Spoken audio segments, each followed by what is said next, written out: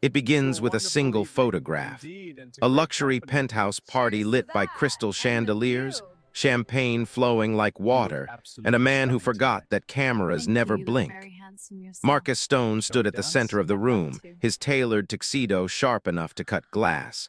His arm wrapped tightly around a woman in emerald silk, not his wife. Just 3 floors below, in the building's private medical suite, his pregnant wife clutched her swollen belly as contractions tore through her body like lightning. The camera captured everything. One click, one moment, one Wow, choice look at that would that unravel an chandelier. It's empire. Tell us in the absolutely comments, have you stunning. ever I've witnessed a never seen betrayal anything that like changed it. everything? We want to hear your story. The penthouse smelled of expensive perfume and lies. Sophia Chen had felt the first contraction at sunset, sharp and unmistakable. She'd reached for her phone with trembling fingers, calling Marcus 3 times. Each call went to voicemail. The private elevator descended slowly.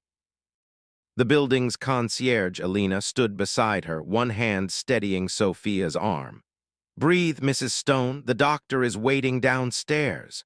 Sophia tried to focus on the numbers descending. 47, 46, 45. Each floor felt like an eternity. Her designer gown clung to her body, damp with perspiration. The diamond necklace Marcus had given her on their anniversary pressed cold against her throat. When the doors opened on the 50th floor, the party floor, everything stopped. The music, the laughter, the clinking of glasses. Sophia stood in the elevator doorway, her hand gripping the rail as another contraction seized her. Through the crowd, she saw him clearly. Marcus, his head thrown back in laughter, his fingers laced through another woman's hair. Victoria Vale, his business partner. The woman wore Sophia's favorite color, the emerald dress that matched the ring Marcus had promised would be Sophia's next anniversary gift. Their eyes met across the room. For one heartbeat, Marcus froze. Guilt flickered across his face like a candle in wind. Then it vanished, replaced by something worse, irritation. As if Sophia's pain was an inconvenience, as if her labor was interrupting something important. He didn't move toward her. Victoria whispered something in his ear. He smiled. Sophia's knees buckled. The pain exploded white-hot across her abdomen. She heard Alina scream for help as the marble floor rushed up to meet her. The last thing she saw before darkness claimed her was the glint of a phone camera, held high in the crowd, recording everything. The photograph appeared online within the hour. No caption needed. The image told its own devastating story. Marcus Stone, billionaire tech mogul, embracing his mistress while his pregnant wife collapsed in an elevator 20 feet away. The timestamp glowed in the corner, 9:47 p.m. The same moment Sophia's world shattered. By morning, it had 10 million views. The comment section became a raging sea of fury. While she's fighting for her life, he's partying. This is the cruelty of power. Someone find out if she's okay.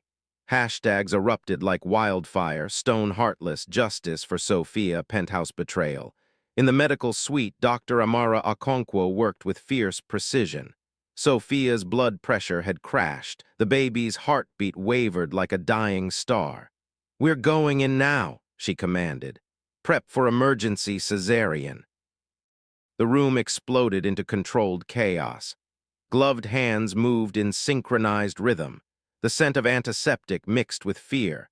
Sophia lay unconscious, her body fighting a battle she couldn't see. "Scalpel," Dr. Okonkwo's voice remained steady. "We're not losing them today." Upstairs, Marcus stood at his penthouse window, phone pressed to his ear. His publicist's voice crackled with panic. "Sir, the photo is everywhere. The board is demanding a statement. The stock is dropping." "Handle it," Marcus snapped. But his hands shook as he scrolled through the endless stream of condemnation. Someone had captured the exact moment of Sophia's fall. Her face, twisted in pain and shock. His face turned away toward another woman.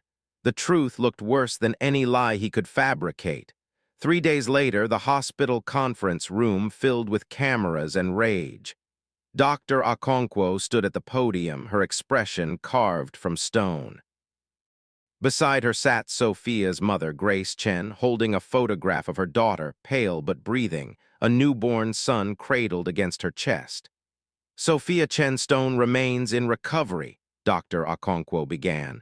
Her son, born at 11:43 p.m. on the night of the incident, is healthy.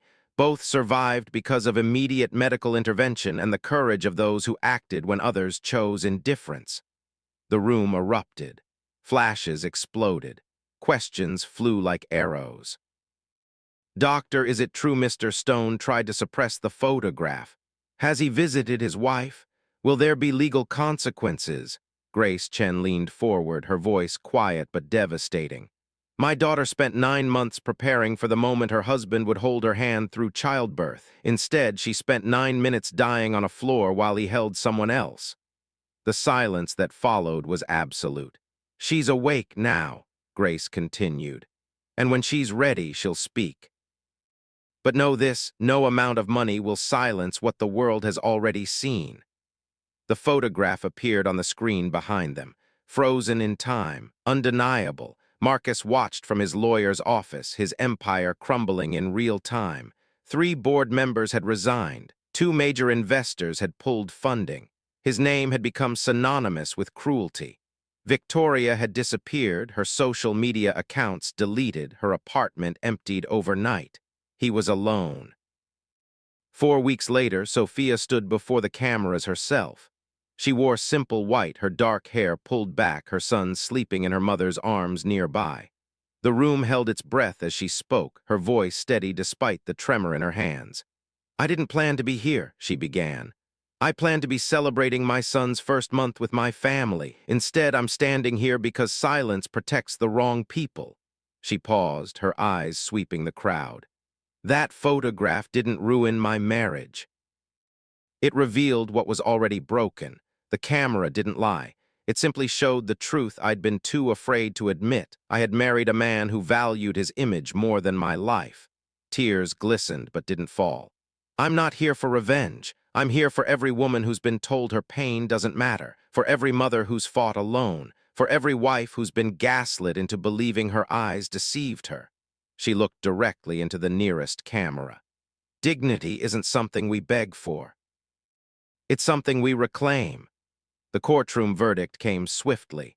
Marcus Stone was stripped of custody rights, ordered to pay restitution, and removed from his company's leadership. The Stone Technologies empire rebranded within a month. But Sophia's victory wasn't measured in dollars or headlines. It was measured in the quiet morning she sat by her window, her son's soft breathing the only sound, sunlight warming her face, and felt for the first time in years completely free. 6 months later, the penthouse stood empty, its windows dark. Sophia lived in a small house by the coast now, where her son took his first steps on warm sand, where laughter replaced silence, where she built a life not from wealth but from truth. The photograph that had broken her world became the image that rebuilt it. She'd started a foundation, the Sophia Initiative, supporting mothers in crisis. The response had been overwhelming. Thousands of women had written, sharing their stories, finding their voices. One evening, as she rocked her son to sleep, Sophia's phone glowed with a message from a stranger. Your story gave me the courage to leave. Thank you for showing us that survival is possible. She smiled, kissed her son's forehead, and whispered, We made it, little one. We're finally home. Outside, the ocean sang its ancient song. Inside, mother and child breathed in perfect rhythm, alive, free, and unbreakable. If this story moved you, share it. Someone needs to see that betrayal isn't the end. It's the beginning of reclaiming everything you thought you'd lost. Drop in the comments if you believe every mother deserves dignity, support, and justice. Your voice matters. Use it.